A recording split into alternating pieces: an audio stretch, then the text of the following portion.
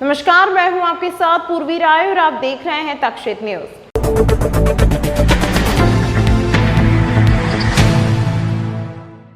भाजपा द्वारा जारी की गई दूसरी सूची पर कैलाश विजयवर्गीय ने की मीडिया से चर्चा। इंदौर के विधानसभा एक से पार्टी ने बनाया है कैलाश विजयवर्गीय को अपना प्रत्याशी। विजयवर्गीय ने अमित शाह को बताया राजनीति का चाणक्य और कहा कि भाजपा की सूची से पूरी कांग्रेस बेहोश है और अब चुनाव बाद ही उसे होश आएगा। दरअसल केंद्रीय गृह मंत्री अमित शाह की मध्य प्रदेश की राजनीति में एंट्री होने के बाद से प्रदेश की राजनीति इन दिनों सुर्खियों में है। जहां पूर्व में अपने पुराने फॉर्मेट से अलग हटकर बीजेपी के द्वारा कई दिनों पहले विधानसभा चुनाव को लेकर प्रत्याशियों की पहली सूची जारी कर दी गई थी, वहीं कल बीजेपी के द्वारा दूसरी सूची भी जारी कर दी गई है, जिसमें कई सांसद और केंद्रीय मंत्री के नाम भी हैं। वहीं इंदौर की विधानसभा एक से भी भाजपा के राष्ट्रीय महासचिव कैलाश विजयवर्गीय को जिम्मेदारी सौंपी है। वहीं भाजपा द्वारा घोषित की गई सूची के बाद मीडिया से चर्चा करते हुए कैलाश विजयवर्गीय ने कहा कि पार्टी के द्वारा जो भी जिम्मेदारी दी गई है उसका निर्वाह किया जाएगा। साथ ही उन्होंने कहा कि बीजेपी की दूसरी लिस्ट आने के बाद पूरी कांग्रेस बेहोश पड़ी है, जिन्हें चुनाव के बाद होश आएगा। इस दौरान उन्होंने केंद्रीय गृह मंत्री अमित शाह को राजनीति का चाणक्य भी बताया। उनको ऐसा लगता है कि घबराहट है, पर वो अभी होश में है क्या, पूछो जरा। पूरी कांग्रेस बेहोश पड़ी है जैसे दूसरी लिस्ट आई वैसे, और अब चुनाव के बाद ही होश आएगा सबको, क्योंकि जो हमारे भारतीय जनता पार्टी के गृह मंत्री हैं जो बहुत चाणक्य हैं वो, और उनसे राजनीतिक लड़ाई लड़ना, ये 100 कमलनाथ जी और 100 दिग्विजय सिंह जी और 100 सुरजेवाला आ जाएं तो भी उनके बराबर ही नहीं कर सकते। इसलिए अब ये अगले 5 साल बाद इसका कोई तोड़ ढूंढ पाए तो ढूंढ पाए, अभी तो नहीं है उनके पास। कमलनाथ कह रहे हैं कि झूठा दावा लगाया है, झूठा दावा लगाया है। वो तो पता लग जाएगा ना, पता लग जाएगा। अभी जिस तरीके से जनता ने कल से लेके आज तक खुशियां मनाई है और ऐसा मान के चल रहे हैं लोग कि भारतीय जनता पार्टी की सरकार बन गई, इससे अंदाज लगा सकते हैं आप कि भारतीय जनता पार्टी के कार्यकर्ताओं में और जनता में इसको लेकर बहुत प्रसन्नता है। कैलाश जी, प्रत्याशित था कि आपको खुद चौंका देने वाले नतीजे लगे या फिर प्रत्याशित था आपके लिए इस तरीके? था तो अप्रत्याशित, और मैं मानसिक रूप से तैयार भी नहीं था, और पार्टी का आदेश जो होता है उसको तो मानना ही पड़ता, और जब पार्टी का आदेश है तो कोई दमदारी से जो हम बंगाल में लड़ सकते हैं तो यहाँ तो अब कह रहे हैं चेहरा बदलने की कवायद है ये, क्योंकि बड़े बड़े नाम एक जो ढाल है बीजेपी के उनको मध्य प्रदेश वापस लाया गया है दिल्ली से। अब ये इसका जवाब तो मैं नहीं दे सकता कुछ भी आपको, पर इतना जरूर है कि भारतीय जनता पार्टी की सरकार 2/3 बहुमत से बनेगी, और प्रदेश में भी बनेगी, और केंद्र में भी 24 के चुनाव में 29 की 29 सीट हम भारतीय जनता पार्टी की झोली में डालेंगे। मैं तो अभी से कमलनाथ जी को चुनौती दे रहा हूँ कि विधानसभा का चुनाव तो आप हार गए हैं, पर अपनी लोकसभा की सीट बचाने के लिए अभी से लग जाएं। किसका चेहरा होगा मुख्यमंत्री के रूप में? जो भी होगा वो भारतीय जनता पार्टी कार्यकर्ता होगा। कांग्रेस का कहना है कि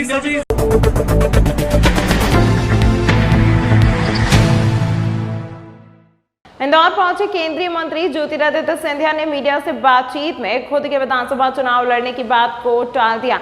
वहीं भाजपा की उम्मीदवार को सूची पर कांग्रेस के हमले पर भी पलटवार किया। केंद्रीय नागरिक उड्डयन मंत्री ज्योतिरादित्य सिंधिया कार्यक्रम में हिस्सा लेने के उद्देश्य से इंदौर में थे, जहां उन्होंने विभिन्न राजनीतिक मुद्दों पर मीडिया से चर्चा की। मीडिया से चर्चा के दौरान सिंधिया ने भाजपा द्वारा जारी की गई दूसरी सूची को लेकर कांग्रेसियों के बयान को लेकर उन्होंने कहा कि कौन डरा हुआ है और कौन नहीं, यह जनता आगामी 60 दिनों में तय करेगी, और उन्हें यकीन है कि मध्य प्रदेश की 9 करोड़ जनता भारतीय जनता पार्टी पर अपना विश्वास कायम रखेगी। ज्योतिरादित्य सिंधिया ने खुद के विधानसभा चुनाव लड़ने की बात को टालते हुए अपने आप को भारतीय जनता पार्टी का एक कार्यकर्ता बताया। भारतीय जनता पार्टी कार्यकर्ताओं की पार्टी है। जो भी जिम्मेदारी हर एक कार्यकर्ता को दी जाती है, उस जिम्मेदारी का निर्वाह करना हमारी केवल जिम्मेदारी और दायित्व नहीं, लेकिन हमारा धर्म बनता है। कल दीनदयाल उपाध्याय जी की जयंती भी थी, और उनके पदचिन्हों पर चलने का एक संकल्प एक एक कार्यकर्ता का सदैव होता है। प्रधानमंत्री जी ने दिल्ली में जो उनकी मूर्ति का भी अनावरण किया। मैं मानता हूं कि देश में केवल भारतीय जनता पार्टी का एक एक कार्यकर्ता नहीं, लेकिन देश में हर एक नागरिक दीनदयाल उपाध्याय जी से भी प्रेरणा लेकर देश सेवा के लिए पूर्ण रूप से आगे। आप भी लड़ेंगे सर विधानसभा? देखिए कांग्रेस अपना नैरेटिव जो है, कांग्रेस कठिनाई यही है कि कांग्रेस अपनी नैरेटिव बनाती है अपनी चार दीवारों में, अपने चार लोगों के साथ, अपने चार प्रश्नों पे। नैरेटिव बंद कमरे में नहीं बनाई जाती, नैरेटिव सीमित लोगों के द्वारा नहीं बनाया जाता, नैरेटिव पृष्ठ पर लिखकर नहीं बनाया जाता। नैरेटिव इस देश की जनता अपने दिलों में अंकित करके बनाती है, और मुझे पूरा विश्वास है कि मध्य प्रदेश की 9 करोड़ जनता के दिलों में, ये मन में मोदी जी हैं जैसे मोदी जी के मन में मध्य प्रदेश। आप भी चुनाव लड़ेंगे? बहुत बहुत धन्यवाद, बहुत बहुत धन्यवाद, बहुत बहुत धन्यवाद। अब कौन घबराया है कौन नहीं घबराया है, ये पूरा जनता तय करेगी 60 दिन के अंदर।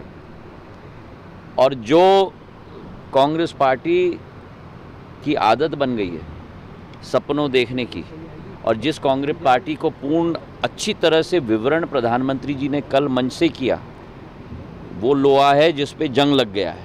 आप चुनाव लड़ेंगे? वो कांग्रेस जो भी सपने देखते रहे, असलियत जनता उस कांग्रेस के सामने दोबारा रखेगी जैसे बार बार जनता ने कांग्रेस के समक्ष रखा है। इंदौर में केंद्रीय मंत्री ज्योतिरादित्य सिंधिया आज रोजगार मेले कार्यक्रम में शामिल हुए, जहां पर उन्होंने 51,000 शासकीय नौकरियों में नियुक्त अभ्यर्थियों को नियुक्ति पत्र सौंपे। दरअसल आज देश भर में प्रधानमंत्री नरेंद्र मोदी ने वीडियो कॉन्फ्रेंसिंग के जरिए रोजगार मेले के तहत सरकारी विभागों और संगठनों पर नए भर्ती हुए कर्मचारियों को लगभग 51,000 नियुक्ति पत्र वितरित किए। साथ ही उन्होंने कार्यक्रम में मौजूद लोगों को संबोधित भी किया। वहीं इसी कड़ी में इंदौर में भी एक कार्यक्रम आयोजित किया है, जिसमें बड़ी संख्या में नवनियुक्त शासकीय अधिकारी कर्मचारी शामिल हुए। वहीं इंदौर में आयोजित हुए रोजगार मेले के कार्यक्रम में केंद्रीय मंत्री ज्योतिरादित्य सिंधिया भी शामिल हुए, जहां उन्होंने नवनियुक्त युवाओं को उनके प्रमाण पत्र वितरित कर उन्हें उज्जवल भविष्य की शुभकामनाएं दी। आज मैं अपना सौभाग्य मानता हूं कि 9वीं संस्करण रोजगार मेला का जो प्रधानमंत्री जी की सोच रही, प्रधानमंत्री जी का संकल्प रहा, और संकल्प से सिद्धि में प्रधानमंत्री जी ने ही साकार करके दिखा दिया है। आज 51,000 नियुक्ति पत्र पूरे देश में ऐसे कार्यक्रमों के द्वारा वितरित की जा रही हैं। हमारी नौजवान पीढ़ी में जो क्षमता है, हमारे नौजवान पीढ़ी में जो ऊर्जा है, हमारे नौजवान पीढ़ी में जो जज्बा है कुछ करके दिखाने का, आज उसका एक उदाहरण आपने यहाँ देखा। और मुझे पूरा विश्वास है कि आने वाले दिनों में इन्हीं नौजवानों के आधार पर भारत का भविष्य पूर्ण रूप से केवल सुरक्षित नहीं रहेगा, लेकिन भारत का भविष्य उज्जवल रहेगा।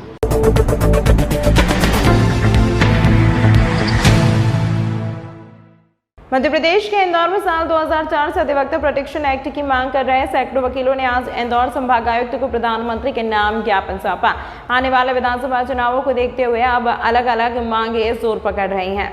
दरअसल अब विभिन्न संगठनों के बाद इंदौर जिला बार संगठन पदाधिकारियों ने अधिवक्ता सुरक्षा कानून बनाए जाने को लेकर संभाग आयुक्त को ज्ञापन दिया। इस दौरान जिला बार संघ अध्यक्ष गोपाल कचौलिया, सचिव घनश्याम गुप्ता, पूर्व बार संघ अध्यक्ष सुनील चौधरी सहित सैकड़ों अधिवक्ता मौजूद थे। इधर इस अवसर पर पूर्व अध्यक्ष सुनील चौधरी ने बताया कि वकील अपना न्यायिक कार्य करते हैं, लेकिन यह कार्य अब वकीलों और उनके परिवार तक के लिए काफी ज्यादा मुसीबतों भरा हो गया है।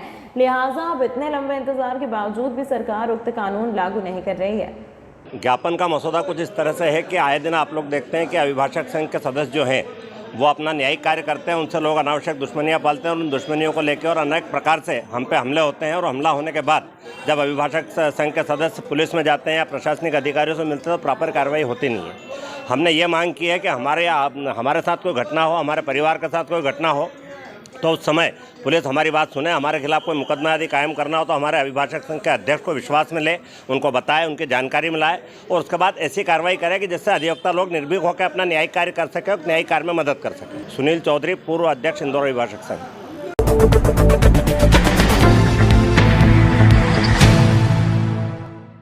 ब्रिलियंट कन्वेंशन सेंटर में 2 दिवसीय स्मार्ट सिटी कॉन्क्लेव हुआ शुरू। कल इस कॉन्क्लेव में राष्ट्रपति द्रौपदी मुर्मू करेंगी शिरकत। पहले दिन स्मार्ट सिटी पर आधारित एग्जीबिशन का हुआ शुभारंभ। दरअसल ये पहला मौका है जब इंदौर को स्मार्ट सिटी कॉन्क्लेव की महत्वपूर्ण जिम्मेदारी केंद्र सरकार ने सौंपी है, जिसमें इंदौर सहित देश के 100 घोषित स्मार्ट सिटी के महापौर, आयुक्त और विशेषज्ञ शामिल हो रहे हैं। इन शहरों ने जो नवाचार अपने यहाँ किए उसका प्रदर्शन किया गया ताकि अन्य शहर भी उससे सीख सकें। वहीं आज आयोजन के पहले दिन केंद्रीय शहरी विकास राज्य मंत्री कौशल किशोर ने प्रदर्शनी का शुभारंभ किया और इस अवसर पर महापौर पुष्यमित्र भार्गव भी मौजूद रहे। स्मार्ट सिटी मिशन के डायरेक्टर कुणाल कुमार भी इस अवसर पर मौजूद रहे। वहीं कल राष्ट्रपति श्रीमती मुर्मू द्वारा इस कॉन्क्लेव में हिस्सा लेकर अवार्ड दिए जाएंगे। इंडिया स्मार्ट सिटीज कॉन्क्लेव 2023 ये बड़े हर्ष की बात है कि स्मार्ट शहर इंदौर में आयोजित किया जा रहा है। इसमें पूरे देश के तमाम स्मार्ट सिटीज़ जो चयनित किए गए हैं स्वच्छता मिशन में, स्मार्टनेस में, वो सभी शहर यहाँ पे आए हैं, अपनी स्टॉल लगाने का काम किया है, अपने अपने प्रोजेक्ट किस तरीके से किए हैं बताने का काम किया है, किस तरीके से स्मार्ट बनाया है ऐसे बताने का काम किया है। पूरे देश में 100 स्मार्ट सिटीज़ आदरणीय प्रधानमंत्री नरेंद्र मोदी जी के नेतृत्व में चुने गए थे और इसके लिए स्वच्छ भारत मिशन, अमृत योजना के तहत एक विकसित भारत और आत्मनिर्भर भारत बनाने में बड़ा योगदान हमारे स्मार्ट सिटीज़ करने का काम कर रहे हैं। अभी कल हमारे देश के महामहिम आदरणीय राष्ट्रपति श्रीमती द्रौपदी मुर्मू जी भी इसमें शामिल हो रही हैं।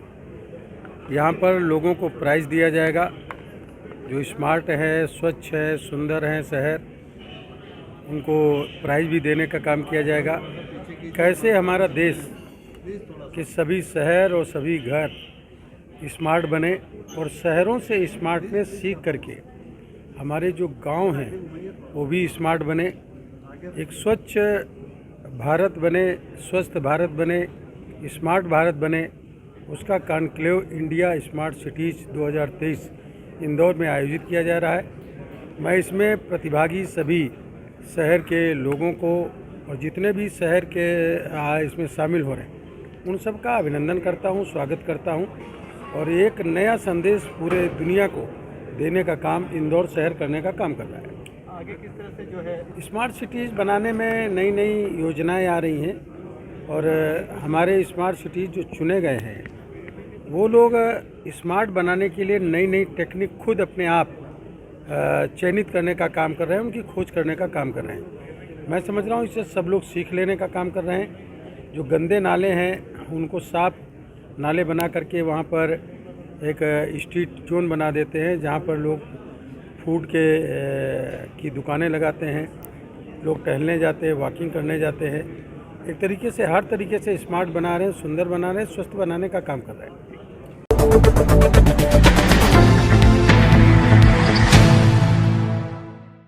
मध्य प्रदेश की आर्थिक राजधानी इंदौर में पिछले दिनों एक वीडियो जोरदार तरीके से सोशल मीडिया पर वायरल हो रहा था, जिसमें कुछ युवक एक युवती और युवक के साथ मारपीट कर रहे थे। इस पूरे मामले में विजयनगर पुलिस ने युवती की शिकायत पर छेड़छाड़ और अन्य धाराओं में मुकदमा दर्ज किया है। आपको बता दें पूरा मामला इंदौर के विजयनगर इलाके के एक मॉल की पार्किंग का है, जहां युवक और युवती मॉल आए थे और पार्किंग में 3 युवकों का युवती के साथ आए लड़के से विवाद हो गया था, जिसमें जमकर मारपीट की गई थी, जिसका वीडियो सोशल मीडिया पर वायरल हुआ था। जिसके बाद युवक द्वारा थाने में शिकायत दर्ज करने के बाद 3 युवकों को विजयनगर पुलिस ने गिरफ्तार किया है। विजयनगर थाना क्षेत्र में एक वीडियो पुलिस के संज्ञान में आया जिसमें एक युवती है उसके साथ जो दो पक्ष हैं आपस में मारपीट हो रही है, जिसमें एक युवती भी है इस मारपीट में। तो जिसके पुलिस के पास जैसे ही आवेदन प्राप्त हुआ और उसके बाद फिर पुलिस ने इस पे आवेदन के बेसिस पर उस पे 354 व अन्य धाराएं आईपीसी के तहत कायमी की है। इसमें जो 3 आरोपी हैं जो वीडियो में पाए गए हैं मारपीट में, उन तीनों को भी राउंड अप कर लिया गया है और इनके खिलाफ जो है वैधानिक कार्रवाई वो की जा रही है। कारण क्या था सर, ये क्यों हुआ था? ये वहाँ पे एक मॉल है, वहाँ पे लड़की गई हुई थी और इनके साथ एक व्यक्ति और थे और सामने की सामने में भी 3 लोग थे। तो इन पे किसी बात पे कहा सुनी हुई, उस पे फिर कहा सुनी हुई, तो उसके बाद फिर जो पुरुष पक्ष हैं उनमें झगड़ा शुरू हो गया। इसमें लड़की बीच बचाव में आए तो उसके साथ भी हाथापाई हुई। तो इस पे जो है और इस तरह घटना हुई, तो उसके बाद फिर ये पुलिस के संज्ञान में आई इस चीज़, तो इस पे एफआईआर की गई।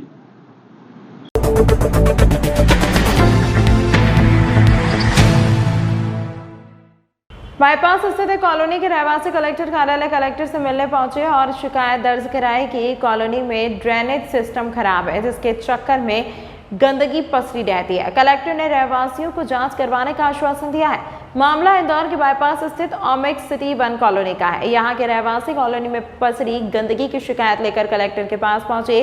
कलेक्टर ने उनकी परेशानी सुनने के बाद कार्रवाई का आश्वासन दिया।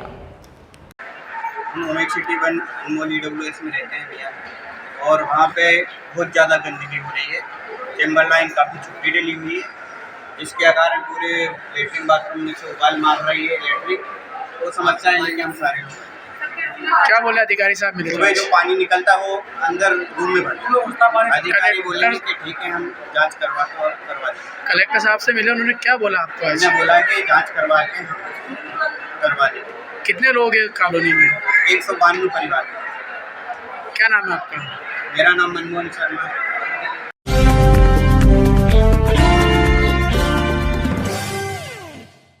स्नेहलतागंज स्थित प्रीमियम एनक्लेव सोसाइटी द्वारा प्रतिवर्षानुसार इस वर्ष भी गणेश उत्सव बड़ी धूमधाम से मनाया जा रहा है, जिसमें बच्चों के डांस परफॉर्मेंस, ड्राइंग प्रतियोगिता, 56 भोग, सुंदरकांड एवं स्नेह भोज जैसे आयोजन हो रहे हैं।